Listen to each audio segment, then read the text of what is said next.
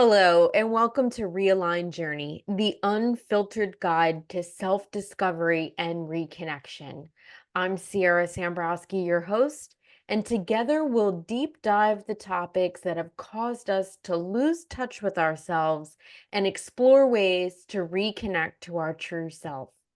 This season, I am doing stories with guests that have had a pivotal moment in their life that has truly realigned them so that they can be more in their authentic self and where their real purpose is.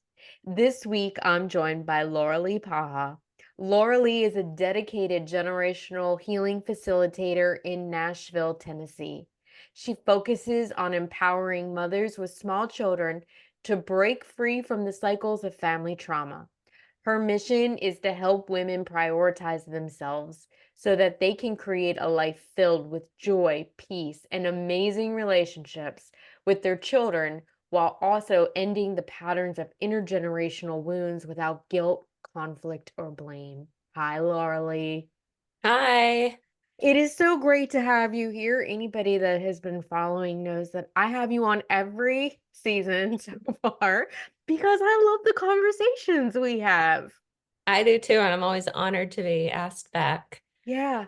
Yeah. And so today we're going to be talking more about your story in particular. Um, I know that you had actually gone to school and started as an attorney early in your life. And Yeah. so now you're this amazing generational trauma healer, and that is very, very different. So, do you just kind of, well, start wherever you feel comfortable, really. I feel Oh, like, talking about my story. yeah. Well, I would say that yes, there was this pivotal moment where I had this awakening Mhm, and things started to unfold for me. But before that, even though I was not in touch with my emotions at all and mhm, had so much healing left to do, I've always been really in touch with my intuition.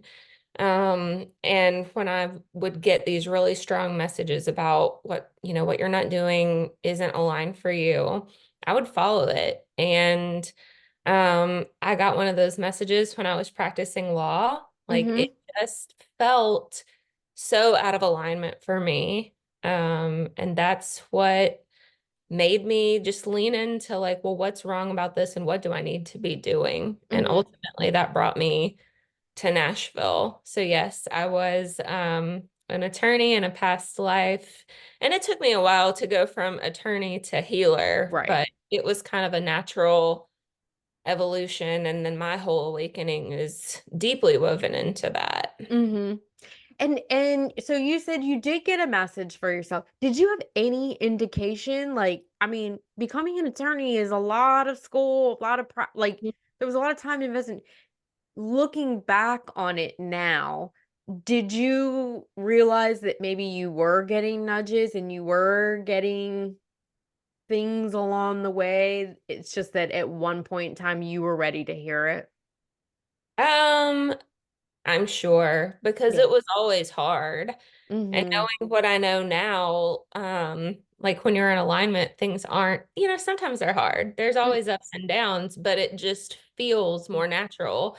And it feels like you're in the right place in the right time and in the flow. And um up until this point where I just kind of surrendered to all of that, I was white knuckling it. Like I white knuckled it through my entire mm, life and just pushed and pushed because I felt this pressure to perform and to prove myself. And that's what took me to law school. And I just put my head down and ignored all of it because I thought, well, this is what you do. Like, this is how you prove yourself and make something out of yourself. mhm. I was doing it the hard way. Yeah, because this is where so many of us are taught and conditioned to believe that what we achieve and how outwardly, societally we are successful, that that's where our real value and worth Hmm. comes from. Totally. Yeah. As much detail as you feel comfortable giving, do you want to talk about kind of what it was really that was that pivotal moment? What was going on in your life at that time Hmm. that you got that message? Um, are you talking about like waking up? Yeah. I mean, Yeah. but what was going on in in your life? Like in the outward version of your life, Yeah. kind Yeah. of paint the picture for listeners around it was kind of a mess. I Yeah. mean, I know your story. No. So this is years after I gave up practicing law. I had moved to Nashville. And even though like I had left that career following my intuition, I was still doing things the hard way. And always trying to prove myself. And I think the way that I was able to do that was by like ignoring the way that I felt and trying to be tough. And I had this really tough exterior. I had people who told me that I was such a great coach because I was coaching at the time. You're a great coach because you're really militant and you're really hard. Mhm.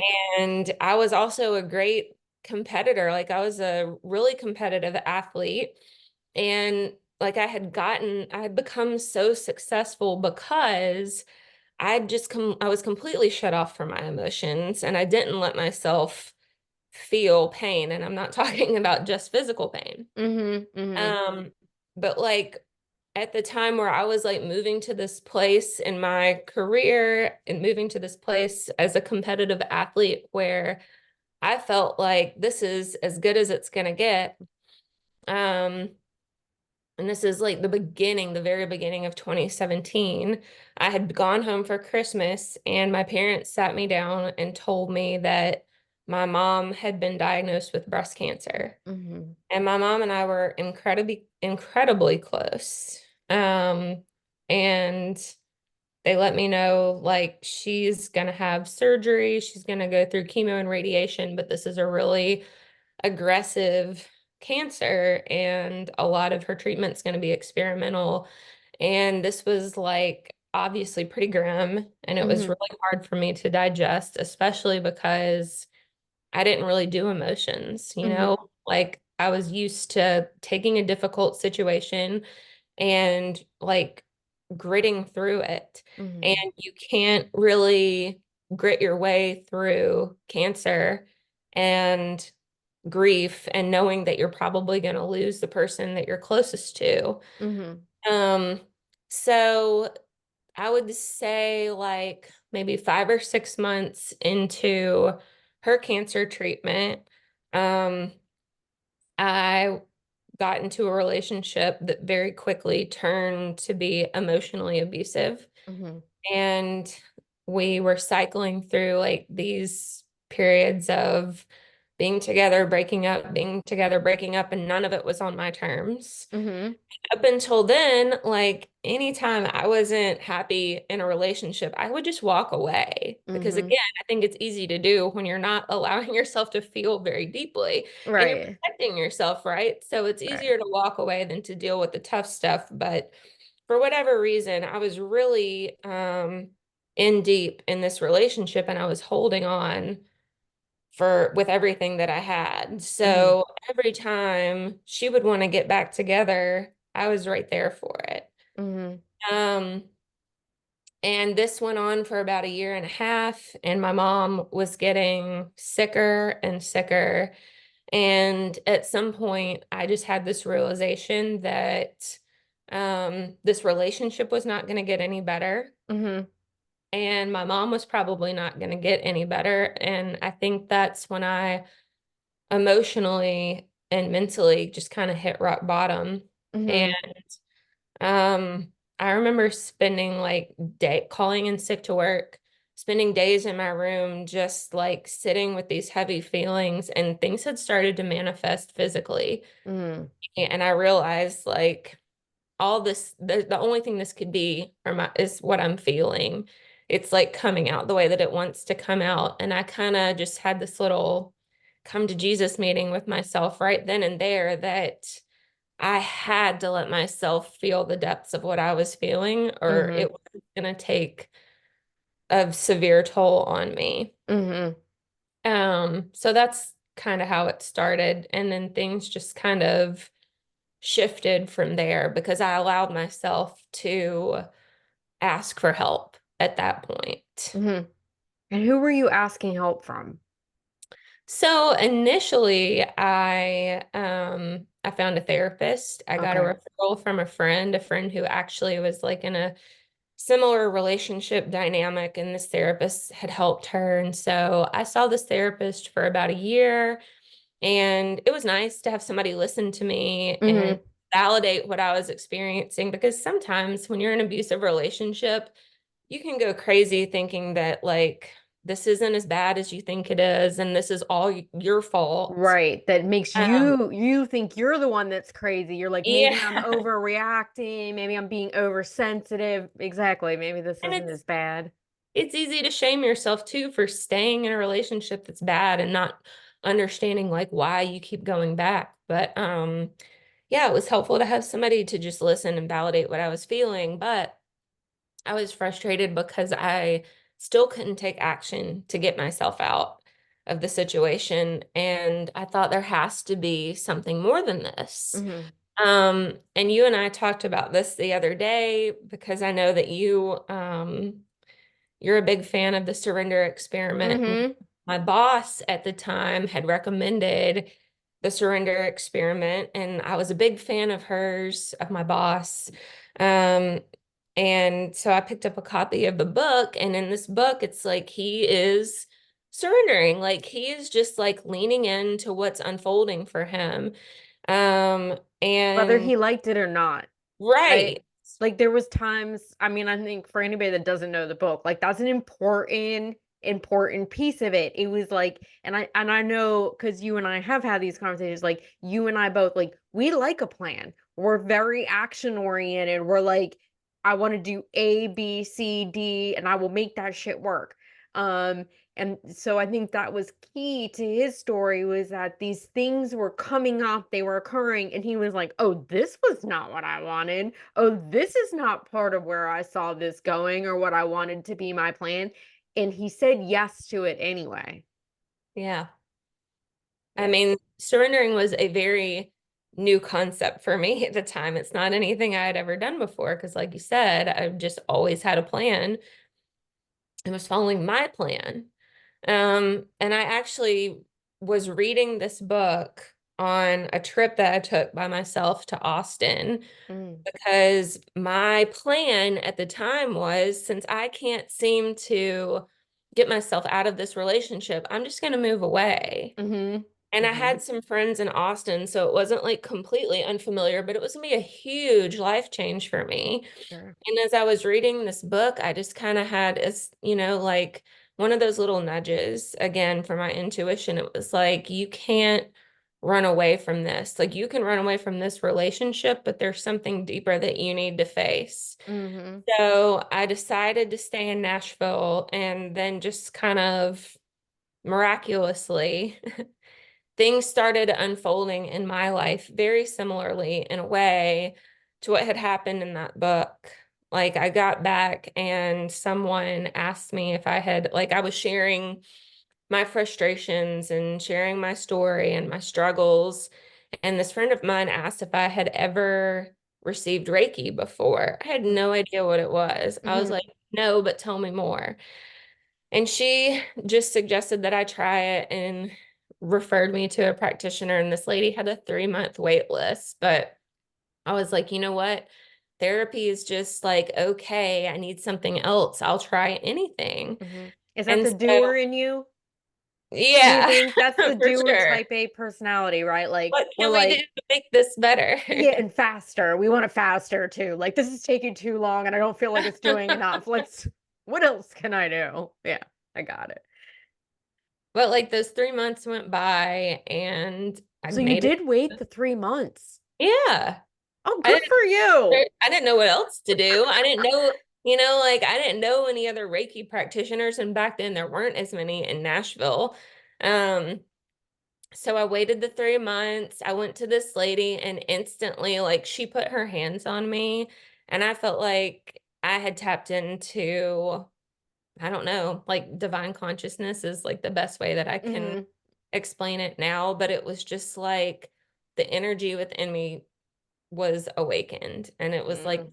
this buzz, and I could feel it. And she talked me through like all of the struggles that I was dealing with at the time as she went through like each energy center, which I didn't know what she was doing at the time. Of course, now I do. Mhm. Um, but it was just incredible. And when I left, like I couldn't stop thinking about it. I wanted more of it. Like you said, it's like more, more, more. How do I like continue this? Mhm. But then she didn't have another appointment until 3 months later. And I was like, I need to like keep this going because something is happening. Mhm. And I like almost right after that, this woman who I knew through a previous job that I had, she was a client at a gym where I worked. Mhm. Someone had told me like years before, because I was like, oh, this lady's so nice and cool. Like, what does she do? And one of my friends was like, well, she's kind of like a massage therapist, but not really. And she's kind of like a therapist, but not really. I'm like, I have no idea what you're talking Yeah, about, but what it's the hell does that cool. mean? But I still remembered that years later, and then she just started popping up. Like, I would see her on my social media feed. I would go out to a restaurant and she and her husband would be there. And I'm like, why do I keep seeing her? And I reached out to her and I was like, this might sound crazy, but somebody once told me that you were kind of like a therapist, and I am needing something that's kind of like therapy, but different. Mhm. And I was like, this is what I'm going through. Do you think you can help me? And she responded within like, I don't know, the hour and was like, yep, come see me. That's what I do. And so, long story short, she was a healer. She is a healer, and she specializes in family healing, ancestral trauma, all the kind of stuff that I do now. Mhm. And even like long before any of this stuff began, this is like right when I was out of law school and going through a difficult time. I was talking to a counselor. This counselor, this is literally like at least 10 years before, had asked me if I thought that my adoption, because I was adopted as an infant, if Mhm. I thought that had anything to do with I was like feeling depressed and just kind of hopeless at the time because I had just finished law school. It was 2011 in the middle, like in the aftermath of the financial crisis of '08. And I Mhm. couldn't find a job, even though I'd done really well in school. And I was feeling really down about it, like really down to the point I wanted to talk to a counselor. And Mhm. me if I thought my adoption had anything to do with it. And I'm like, what are you talking about? Like, I'm just upset because Can't find I a job. I did so well in school and now I can't get a job and that's discouraging. It makes me feel bad about myself. And she was like, well, I just want you to think about it. Well, I thought about it for about 2 seconds and then I shoved it back down. And now fast forward like 10 years later, and I've found this healer who, to me, it seemed like the universe brought us together. And the first thing she asked me is, tell me about your family. Mhm. And I'm like, ugh. Why I'm does like, everybody well, I want me to look at that? guess I'm like, well, my parents are awesome. They're very loving. They're very supportive. They're very open.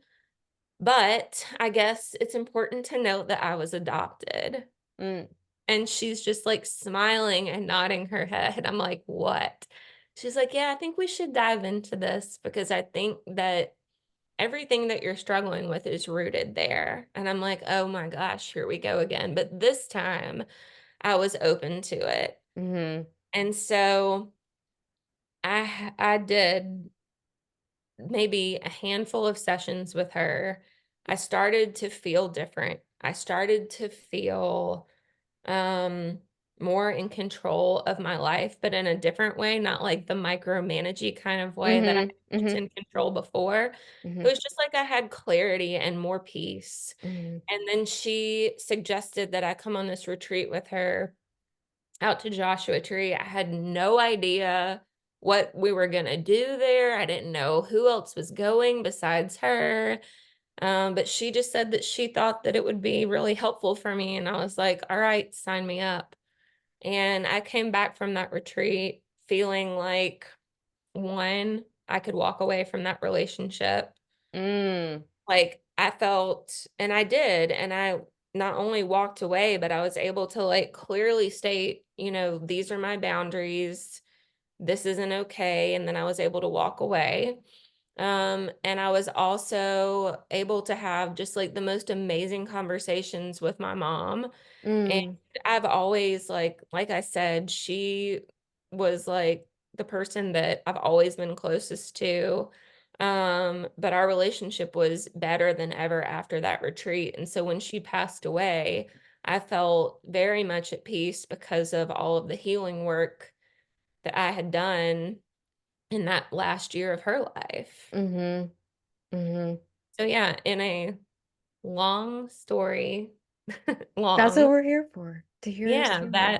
that was kind of those were the defining moments that really changed my life and Yeah, realigned where I was going. completely. Hmm.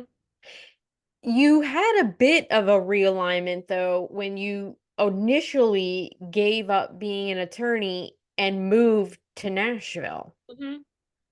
And you said that you kind of had this nudge then, but let's circle back to that for a minute because that's that was a pretty dramatic change too. Like you up and moved to Hmm. Nashville. Had you ever been to Nashville? Did you have friends there?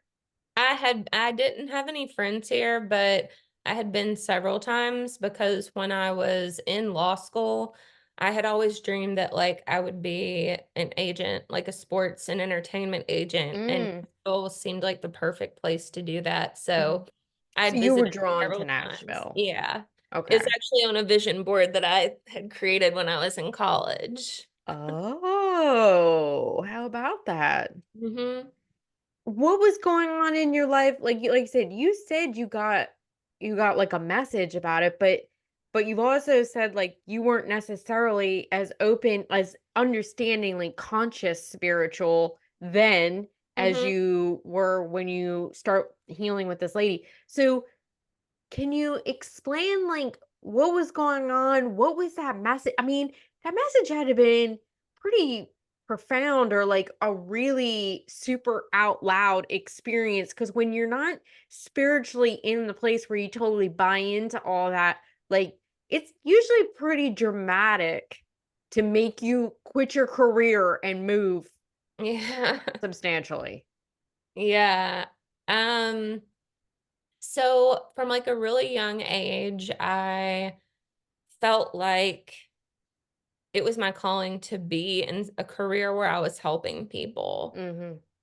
And I thought that being an attorney was a way that I could both help people and make a lot of money and be really valued Hmm. Hmm. for, Hmm. my profession. It was a highly respected profession Sure. in a lot of aspects. And so once I actually started doing the work, I guess like I should add as a caveat because a lot of attorneys are like truly helping people and making a difference in their lives. Hmm. But I was a divorce attorney. It was the second job that I was offered. And as I mentioned, it was like not the best time economically. So I took the job and um, what I was witnessing as I was doing that work is the work that I was doing wasn't helping make people's lives better. It was all about just like greed and helping people get more money by hurting somebody else. At least that was my perspective. And I And that looked at, was the experience you were having, that for was sure. my, yeah, it's a good way Because to say not it. all I would say, because not all divorces are like that, Right, but right. that was the way that you were like, those were the clients you were getting and the dynamics that you were experiencing.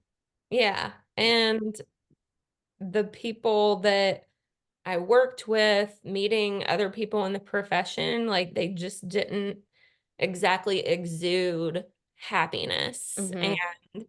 I didn't want to become so um locked into that profession that I ended up in that place too, where I was just like miserable and the work that I was doing was miserable. just like it was just this feeling that this is not for me, and your path is to help people, but not in this way. There's Hmm. another way that you can help people, and maybe it isn't all about the money. Hmm. And so that was the message that you got. Yeah. And it just was nagging. Mm-hmm. And then you were just like, fine, fuck it. I'm quitting my Yeah. job and moving to Nashville. Mm-hmm. Because if I don't do, I mean, did you have that? Like, if I don't do this now, I know where this is going. Like, was there some kind of realization for you then in that way? Um, yeah, because I was pretty miserable. Okay. I mean, I was working like 10 plus hour days, Mm-hmm. oftentimes longer, oftentimes throughout the weekend.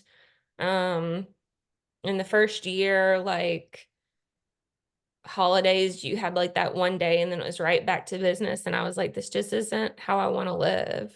Mm. And especially if I don't feel like I'm fulfilling my purpose. Mm-hmm. And so Yeah. for me, it was just kind of a no-brainer. Yeah. I mean, I think that's really important to note, honestly, because I think it says something about you and about, your spiritual abilities, your connection that you had even without like a conscious awareness that that's what it was, like a Mhm. framework for it was, that you were aware enough to be in this place where you were like, if I don't change something, this is only going to get worse. This Mhm. is not getting better. And Yeah. this is not the way, despite the drive that you had in yourself to be successful, to reach the achievement, the socially acceptable achievement, gain the social respect, despite that being a driving force in so much of you and your life and your choices, there was something more strong and more deeply embedded in you that said, this is not the life I want for myself. Because Yeah. that's the hard part, right? Like to go against the way we've been programmed and the social norms and to go, I don't care how this is going to be viewed and judged. This does not feel like it's for me. Yeah. And I honestly don't even know how that, I guess it's just honestly like surrendering is how it happens because up until then, every decision I made in my life was made off of what other people would think and how Hmm. other people would view me. And, that's how I became an attorney in the first place. But for some reason, like when I leaned into this isn't right for me, I'm going to let go, I'm going to follow this path instead, I just honestly didn't care. I never for a moment like worried about what other people were going to say or how they were going to, judge me for the decisions that I made. I just didn't care anymore. And that's kind of I miraculous. was going to say, I know you well enough to know that in itself is like wildly was out of your norm Yeah. at that point in time. Mm-hmm. Like that one aspect was so, like you said, it's like miraculous. Because so much of the decisions and the reasons why you were doing things were because of like bouncing off, like, how's this going to be viewed and who am I going to disappoint and all that. Mm-hmm. How did your parents take that? Um, Surprisingly really well. I guess those were like the only two people who I actually cared like what they were gonna think, but I knew what I wanted. Like I already had a plan. It's not like I didn't have a job to go Okay. to in Nashville, That's but I important to wasn't, note. yeah, I mean, but I was gonna be working for a new fitness franchise and helping them grow and expand in Nashville. And because they were so new and just like the nature of the work you're doing, I wasn't gonna be making a lot of money. And it was Um, very uncertain, it was uncertain because, again, new business, you don't know if it's going to right? succeed or not. But I think that I had been a part of this fitness franchise as a client the whole time that I was practicing law in Birmingham. Okay. And it was like the one thing that I really looked forward to doing. And I talked about it all the time. And it had, um, I don't know, it had just like created so much goodness in my life. And I think that they saw that. And Hmm. I was like, hey, I don't want to practice law anymore. I want to go work for this company and move to Nashville and help them open this franchise. They were like, if this is really what you want to do, you should do it. So they were super That's so supportive nice. and they didn't give me any pushback. And yeah, it's like the best response I could have hoped for. Yeah, for real. That's awesome. And I I did can, have people ask me, like, not my parents, but other people be like, what are the you hell? sure this is what you want to do? Like, you've spent 7 years trying to become an attorney, like between undergrad and law school, Right. And all passing the the bar. money and A, time a and lot of effort. money. Yeah, I Yeah. had a lot of loans to pay back. And they were like, I mean, how can you just give all that up just to like go do something completely different? And I was like, it's just the right thing for me. Like I just know in my heart this is what I'm supposed to do. Mhm. So, How awesome that, like I said, without being spiritually conscious at that point in time, you just trusted, no, this just feels right. yeah, it's kind of Miraculous. crazy, especially like in hindsight. It's like, Yeah. wow, I know how you were back then. I'm really proud of you for like making those decisions and following that inner guidance because it was so against like how I was, like the core Mhm. of who I was at that time. Mhm. Yeah. That is incredible. And it also makes me realize too, as I was just listening to you now, like, you may have pivoted again once you were in Nashville and all these other things were happening in your life with your mom getting sick and the relationship and everything. But there was it was also like very much the breadcrumbs Mm-hmm. leading you to like take the step, take the step, take the step, right? And I think Mm-hmm. that's sometimes we hear a story and we even expect for ourselves that it's going to be this flash in the pan and like wham, all of a sudden you get this perfect life and you're in the right place and everything just flows. And I think what's really more common for so many of us is that there's actually steps and stages that we go through, and each one of those is important and pivotal. But like listening to your story, hearing you say, "Well, I became involved in this gym and I was a member there and I really looked forward to it and really made me feel like," to me, looking at it as the observer with this spiritual awareness, you know, it strikes me, oh, these were the breadcrumbs. Like Mm-hmm. these were the little things that led up, because without you joining that gym and being a regular member and having that become an integral part of your life on a personal level, like you would have never necessarily had the interest in that organization to seek out. Did you seek out the job or they offered it to you? I um I suck out the Yeah. jobs. Out the job, yeah. Yeah. Yeah. I had a feeling. Um yeah, but still, like, nothing would have led you to even attempt that or approach that if you didn't already have these like breadcrumbs that were leading you. And that was Mhm. what you needed to be able to make the move to Nashville. And it was important that you made the move to Nashville so you could meet the people you meet, so you could do the hill, get to where you are. Oh my, I mean, it's like I can look back and just be just so in awe of how the breadcrumbs were there. And it was truly like my own little surrender experiment, even though I didn't know it at the time. But like once those gyms ended up being successful, we had opened several locations. And in 5 years, I felt like I had really gotten everything out of it that I could at that point. And it was like, I'm kind of ready to continue to evolve and move on to the next thing.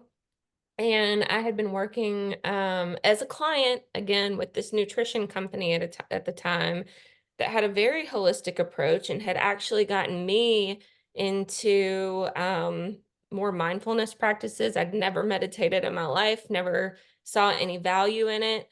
Even Um, after you were going to the healer? oh no, this is before Oh, that. okay. Okay. Okay. This is before that. Um, and like just kind of looking, they had me look at the impact that stress might be having on my sleep, on my performance, on the way that I felt, which now I know is all like energy. Mhm. Um, but I really liked it, and I would say I was content with my job at the time.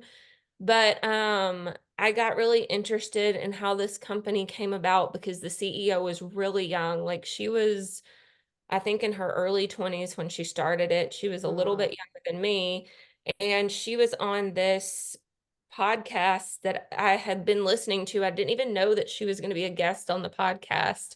And so there was this podcast that I regularly listened to, and one day she was a guest, and she was talking about her vision for the company and the way that she treated her employees and how much she really wanted for them and how much she wanted for every client of that company. And I was like, this is really awesome. Yeah, it And is. I'm like, I is she really hiring now? No. wanna I was like, I really want to be a part of this. And I wrote her a letter and I was like, look, I've got a lot of coaching experience. I don't have a lot of nutrition coaching experience, but I have a little, and I'd love to work for you.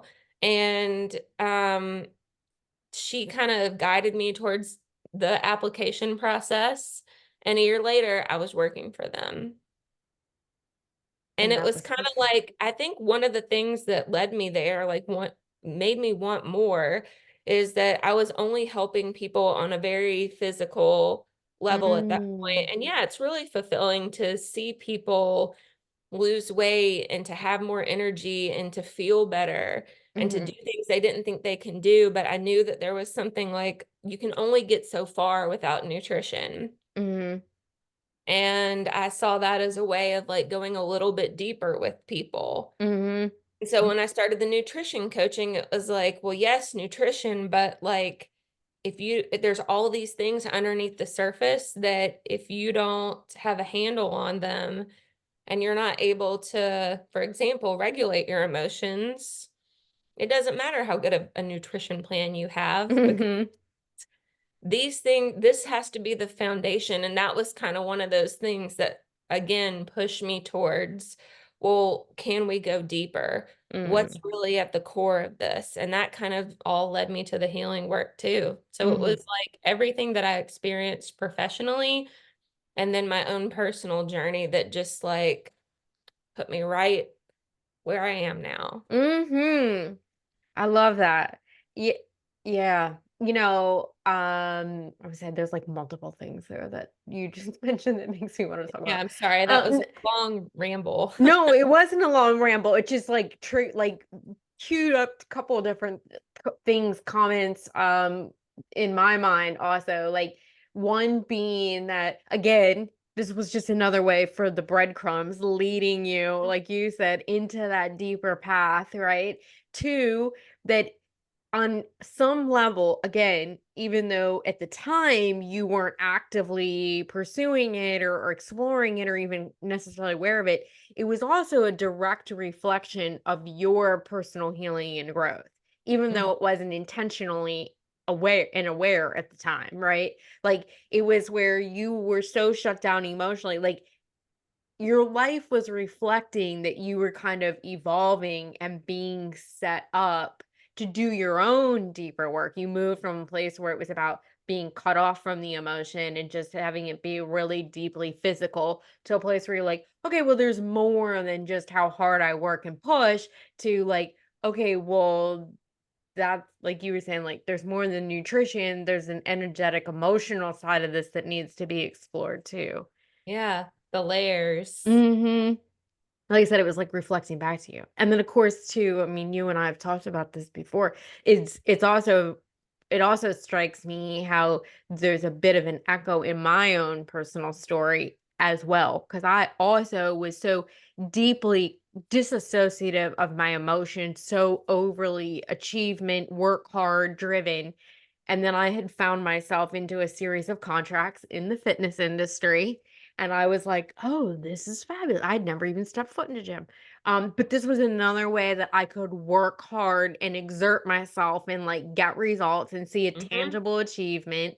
And so then I went and got a personal training. So even though I was running the gyms and I was working as a consultant for merger and acquisition stuff, it was like, but I went and did the personal training. And then I was like, "Okay, there's gotta be more to it." And I loved it. And I was like, "Okay, there's gotta be more to it than that." And so then I went and got the nutrition certification.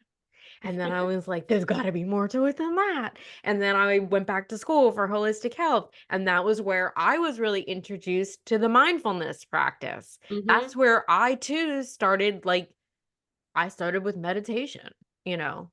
And I was like, Yeah, so similar. "Yeah, yeah." And then, yeah, it's just the way it goes. It's like breadcrumbs.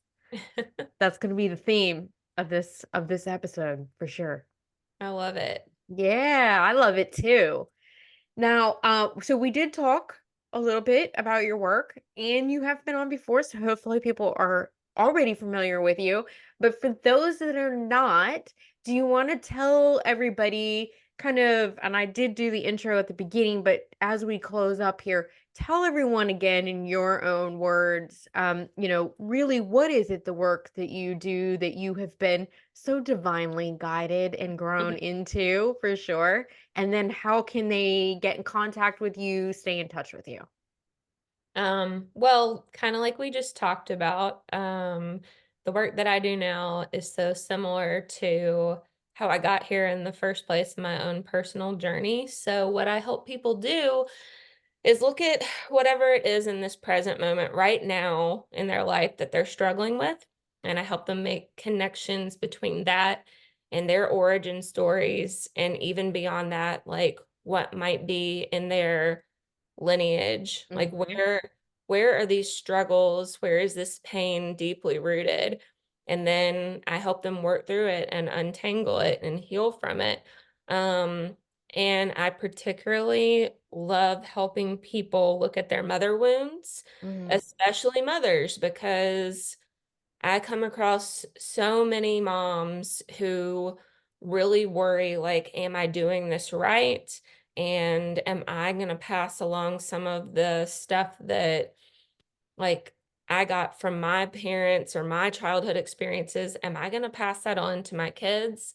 And mhm, they don't necessarily have confidence that they're quote unquote doing it right. mhm, um, mhm, and really going deep into that generational healing and clearing that stuff is what empowers you to know that you're not going to pass on that stuff to your kids. And mhm, most importantly, that you don't have to suffer from it anymore, that you don't have to continue those struggles. mhm. Um, so yeah, that's really my passion, because I think that there's so much freedom on the other side of generational trauma. Like, you really get to create your own life instead of just repeating old patterns and cycles that weren't yours to begin with. Hell yes. And for anybody listening, I've had several sessions with Laura Lee, and it's true. It's true. It will make you, well, from my experience, it made me feel like I had just had like 10 hours of deep, intense therapy, even though it was only like an hour-long session, which I always think means that you moved some real shit. And then, yeah, it's changed dynamics for sure. Oh, well, thank 100%. you. So, I Um, mean, I believe in it. I believe. Oh yeah, if you want to get in touch with me or just learn more about what I do, I share so much on social media, mostly on Mhm. Instagram. And you can find me at Coach Lollipop, which is a very old nickname. I won't go into that story today, but it's Coach and then Lollipop. You can also visit my website, which is theconnectioncoach.com. But it's not an E in connection, it's a three to Mhm. represent mind, body, and soul and the connection of those three things. So it's CONN3 CTION coach.com. Awesome. Thank you so much again for being here. Thank you for being willing to share and talk about your personal Yeah, of story. course. Thank you for having me. Yeah, absolutely. To all the sojourners out there that have tuned in and listened again to another great episode, I hope you've had great nuggets that you can take away for yourself. Don't forget to follow and subscribe to the podcast and share it with those that you think might find value in it. Thanks again, and till next time.